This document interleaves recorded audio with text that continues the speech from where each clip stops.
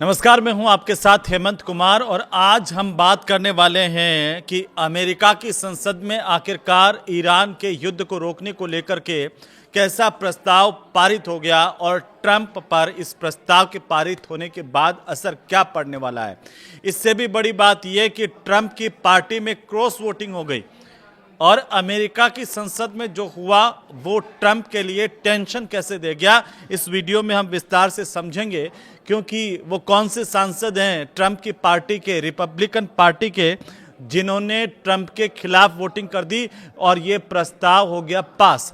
अब इससे ट्रंप की मुश्किलें कैसे बढ़ेंगी और क्या इस प्रस्ताव के पास होने से युद्ध रुक पाएगा, ये सबसे बड़ा सवाल जो इस वक्त आपके जहन में आ रहा होगा।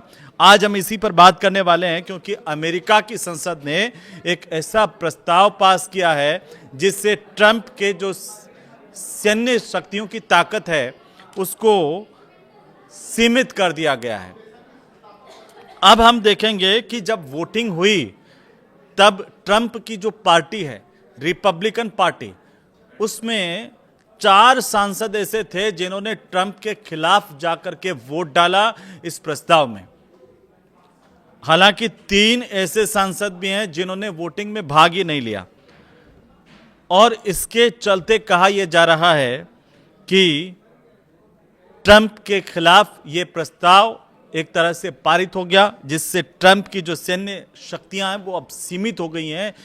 ट्रंप कुछ भी बयान दे रहे थे, हो सकता है उन पर लगाम लगे ना लगे, लेकिन सेना को आदेश देने के मामले में लगाम जरूर लग गई है। क्योंकि विपक्षी पार्टी जो डेमोक्रेट्स हैं उनका साथ दिया ट्रंप की पार्टी के 4 सांसदों ने, क्रॉस वोटिंग कर लीजिए या ये कह लीजिए कि ट्रंप के खिलाफ जाकर के वोट डाला और असर क्या हुआ कि 50-47 से पास हो गया प्रस्ताव।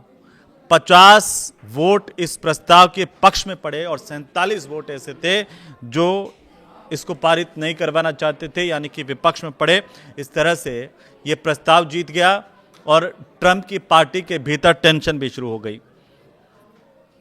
अब इसे कानून बनाने के लिए क्या करना होगा, ये अभी इसके कुछ और चरण हैं कि एक प्रस्ताव इसे लेकर के जब पारित हुआ है तो कुछ और चरण है जिनसे इस प्रस्ताव को गुजरना होगा, उसके बाद ये कानून बनेगा। अगर ये प्रस्ताव कानून बन जाता है तो ट्रंप सरकार को ईरान के खिलाफ जो युद्ध हो रहा है उसको जारी रखने के लिए कांग्रेस की मंजूरी वहाँ पर लेनी पड़ेगी। अगर कांग्रेस इसे मंजूर नहीं करती है तो ट्रंप इस युद्ध को जारी नहीं रख पाएंगे, उनकी सरकार इस युद्ध को आगे जारी नहीं रख पाएगी। तो दोस्तों, जो अमेरिका की संसद है सीनेट, और सीनेट में इस पर अंतिम वोटिंग होना हालांकि अभी बाकी है, जैसे मैं कह रहा था कुछ और चरण भी बाकी है और इसके बाद इसे रिपब्लिकन पार्टी की जो बहुमत वाली सरकार है, ट्रंप सरकार, हाउस ऑफ रिप्रेजेंटेटिव्स, उससे भी मंजूरी लेनी होगी। हालांकि इसके बाद भी ट्रंप इसके खिलाफ वीटो कर सकते हैं। फिर उस वीटो को रद्द करने के लिए क्या करना होगा, उसके लिए सीनेट और हाउस दोनों में 2/3 बहुमत होना चाहिए, तब जाकर के ट्रंप का वीटो जो है वो कैंसिल हो पाएगा।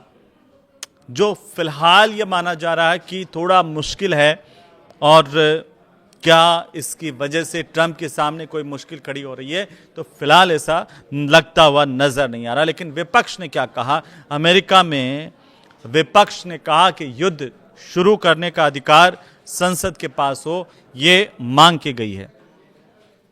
और ये जो वोटिंग हुई है उसमें इसे विपक्ष अपनी बड़ी जीत के तौर पर देख रहा है। 50-47 से जो ये प्रस्ताव पास हुआ, इसे विपक्ष अपनी जीत मान रहा है और माना यह जा रहा है कि अमेरिका में युद्ध शुरू करने या सेना भेजने का अधिकार जो है वो राष्ट्रपति का नहीं बल्कि संसद के पास होना चाहिए।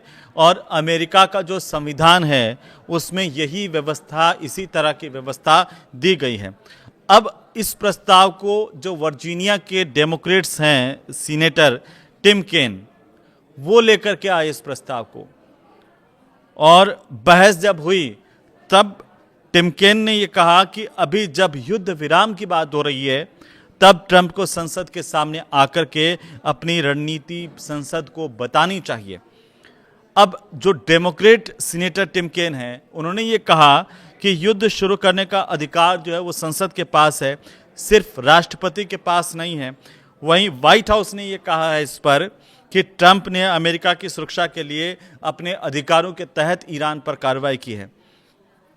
अब अमेरिकी कानून के मुताबिक कोई भी राष्ट्रपति बिना संसद की मंजूरी के सिर्फ 60 दिन तक ही सैन्य कार्रवाई चला सकता है, इससे ज्यादा नहीं। इसके बाद या तो युद्ध खत्म करना होता है, या फिर कांग्रेस से अनुमति लेनी होती है, या फिर सेना की जो सुरक्षित वापसी हो उसके लिए 30 दिन की अतिरिक्त मोहलत मांगनी होती है कि संसद के सामने, सीनेट के सामने जाके कहें कि सेना को वापस लाना है, इसलिए उसे 30 दिन का समय दिया जाए। लेकिन इसे लेकर के चूंकि चर्चा अभी इस बात को लेकर के तेज हो रही है कि क्या ट्रंप पर अमेरिका की संसद में दबाव बढ़ता जा रहा है, ट्रंप संसद के दबाव से कैसे उभरेंगे, क्या अंतिम जो अवसर ट्रंप के पास है वीटो का वो भी फेल हो जाएगा या वो चल जाएगा, ये अभी देखने वाली बात होगी। लेकिन बहुमत के बीच में ट्रंप के खिलाफ ये प्रस्ताव पारित हो जाना ही बड़ी बात मानी जा रही है। और अब जल्दी से हम देख लेते हैं कि पिछले 24 घंटों में अमेरिका ईरान युद्ध को लेकर के हुआ क्या है, क्योंकि ट्रंप ने ईरान पर जो हमला है वो टाला है। ट्रंप ने कहा कि अमेरिका ईरान पर सबसे बड़ा हमला करने वाला था, लेकिन फिलहाल इसे रोक दिया गया है। इसके पीछे की वजह क्या है, वो अलग अलग तरीके की चर्चाएं सामने आ रही। कोई कह रहा है कि संसद में ये प्रस्ताव आ रहा था, कोई कह रहा है कि दूसरे देशों का दबाव है, तो अलग अलग बातें। कोई कह रहा है कि अंदरूनी ही ट्रंप के सरकार के अंदर ये दबाव है कि क्या कर रहे हैं, इतने दिन से युद्ध चल रहा है, देश को भी परेशानी हो रही है। अब आप देखिए कि ये रोक दिया गया, बड़ा हमला होते होते रुक गया है। ट्रंप ये कह रहे थे कि वो बड़ा हमला करेंगे, नेस्तनाबूद कर देंगे, लेकिन वो नहीं कर पाए हैं। ये कहा है कि कतर, सऊदी अरब और यूएई जो हैं, उन्होंने बातचीत का मौका देने के लिए यह आग्रह किया था कि भाई ईरान को एक बातचीत का मौका दिया जाए। और यह आग्रह किसने किया? कतर ने किया, यूएई ने किया और सऊदी अरब ने किया अमेरिका से कि भाई बातचीत का मौका दें, इसलिए अभी आप ये हमला मत कीजिए। और ये कहा जा रहा है कि इसकी वजह से ट्रंप ने ये हमला टाला है। दूसरी बड़ी बात 24 घंटे में यह हुई कि ईरान ने हॉर्मुज स्ट्रेट पर अपना नया कंट्रोल सिस्टम बना लिया है। और ईरान ने ये जो नया कंट्रोल सिस्टम बनाया हॉर्मुज स्ट्रेट से जब गुजरने वाले जो जहाज हैं उनके लिए अनुमति को अनिवार्य कर दिया है। भाई जो अनुमति लेकर के नहीं जाएगा उसे जाने नहीं देंगे, ये सीधा सीधा ईरान का संदेश है और इसको वो लागू भी कर रहा है। ईरान ने कहा कि बिना परमिशन यहाँ से हॉर्मुज से गुजरना अवैध माना जाएगा, परमिशन होगी तो बात होगी। ईरान ने यह कहा कि यूरेनियम संवर्धन पर समझौता जो है वो नहीं करेंगे।